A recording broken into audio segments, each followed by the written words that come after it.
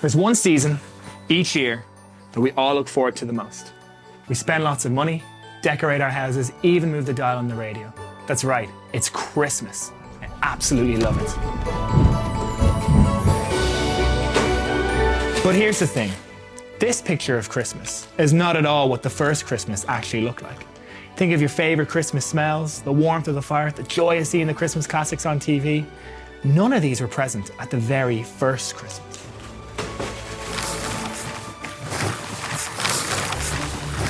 The origin story of Christmas is one of weakness and vulnerability.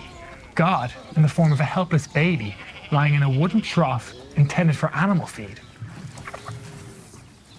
Yet this moment changed the course of human history, shaping the world we live in 2,000 years later. How is this even possible? To understand the real meaning of Christmas, we have to go back to the very beginning. If it's possible to love anything more than Christmas, it would have to be here, on the west coast of Ireland, in Donegal. Ireland is known for its beauty, but this place takes the biscuit. It's stunning. The ferocity of the waves as they crash against the cliffs, the smell of the salty air, and the beauty of the exotic plants all speak of something other, something greater than ourselves. None of this is man-made. When I'm here, I always think about the goodness of God. I imagine the world at the beginning, when all was as it should be. Creation was perfect, and our relationship with God was untainted. But I'm soon reminded, as I'm tripping over this piece of rubbish, that our mess has corrupted this place, and how our whole world is affected by our bad choices.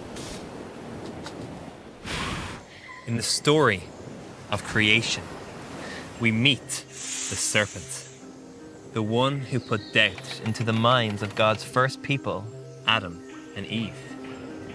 He convinced them that God could not be trusted, as if God was holding back on them. And he whispered into the ears of Adam and Eve and he said, "Did God really say not to eat from that tree?" Do you see what he did there? You see, God spoke beauty and truth and life. And in one instant, that crafty little animal had turned the whole thing on its head. And so Adam and Eve, they went against what God had asked of them. They ate from that forbidden tree. They gave in to temptation. And this is when sin enters the world. Everything had changed in that moment. Like losing a best friend, Adam and Eve felt suddenly distant from God. As they were sent out from the garden, blame for the very first time showed its face as they sought to pin responsibility on each other, and shame snuck in as they realized the consequences of their actions. In their shame, they ran into the woods, hiding from God. And if we're being honest, we do the very same thing. Because of this relationship breakdown with God, we work hard to try and cover up our mess. We often struggle being ourselves. We can be quick to pass the buck.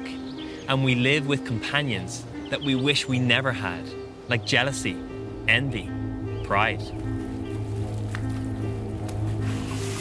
We inherited this mess, and we add to it too. But God promised that he would never leave us. He promised to make things good again.